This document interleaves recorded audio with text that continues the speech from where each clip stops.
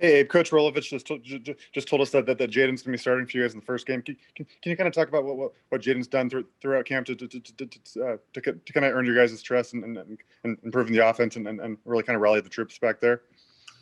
He's just been working hard. I mean, it was kind of a tight race. I think. I mean, I'm not really sure because I didn't see too much of it because we work separately from them, and I try to stay as focused as I can.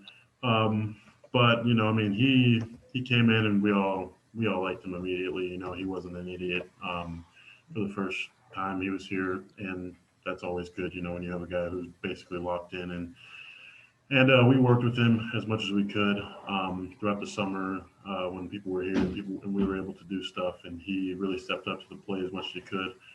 Him, Gunner, and Cam and Victor were all competing. He just came out on top, and they're still competing because it's still, I mean, it's still a close race. In terms of this is just one game. Um, Being named the starter for one game doesn't mean you'll be named the starter for the next game necessarily.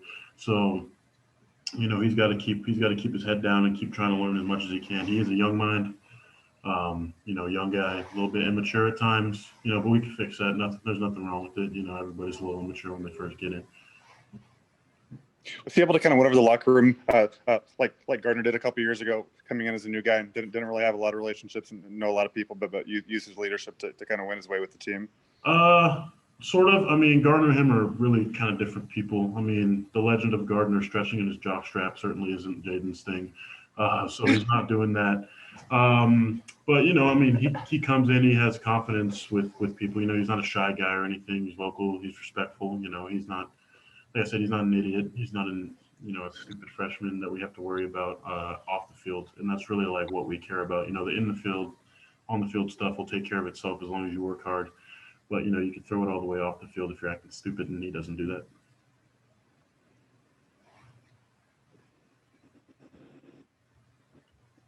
All right, Zach from Coug Fan. Go ahead, Zach. Hey, Abe, as you sort of watch the film of Oregon State and prepare for Saturday, what jumps out to you most about some of their edge defenders? Um, I can't remember his name. I know he's number 9. Hamilcar, I believe that's his name. I guess Beast. He didn't really have a chance to do much against us last year because he had a broken hand.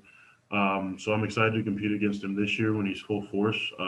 He's very skilled rusher. Obviously takes his job very seriously, very high effort player. It's going to be a good challenge for us to go against, especially in the first game.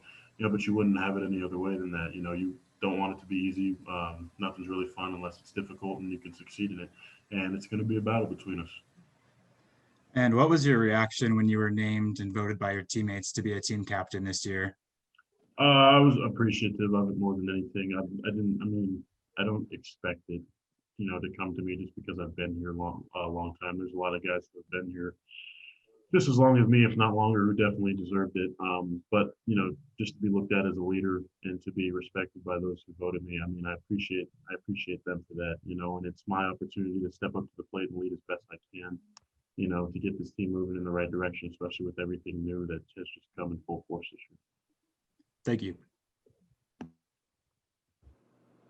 All right, Cody from the Evergreen. Go ahead, Cody.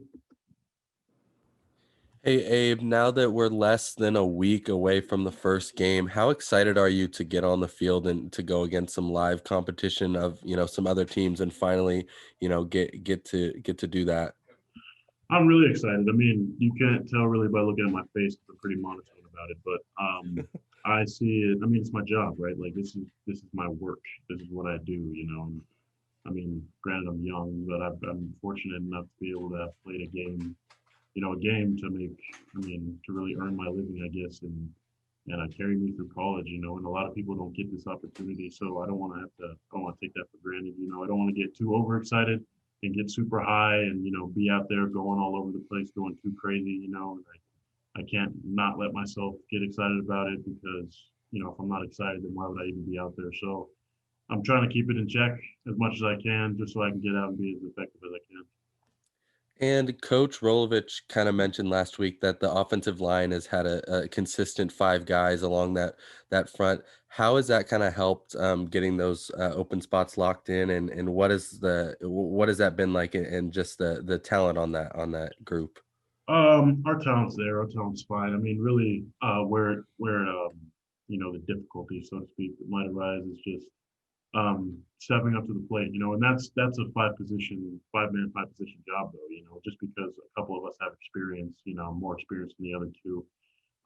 Speaking specifically, Brian and Jarrett versus me, Josh and Liam, we still have to step up and do our jobs. If we don't do that, I mean, one person could be doing it better than the other. If one person's slacking, that throws the whole dynamic of the O-line off. So, I mean, we really have to make the decision to step up, and I feel like we've done that most of the time. I mean, there are days that are, kind of slow, and you just got to work yourself out of that rut to get the work done.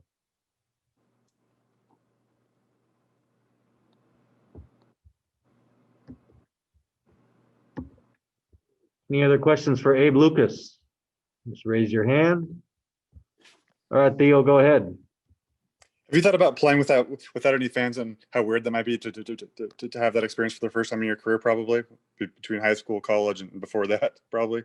Not really. I mean, no fans are basically just practice. So, I mean, we're going out essentially. I mean, we're not going out to practice, but it's going to be like a practice, which is what we do every single day of the week. We just happen to be doing it against another team, and there's going to be cutouts in the stands or whatever. I mean, I don't really know how that helps anything, but they're going to be there. So, I mean, I guess we can just imagine that there's people in there. I mean, but people are not. You got to play.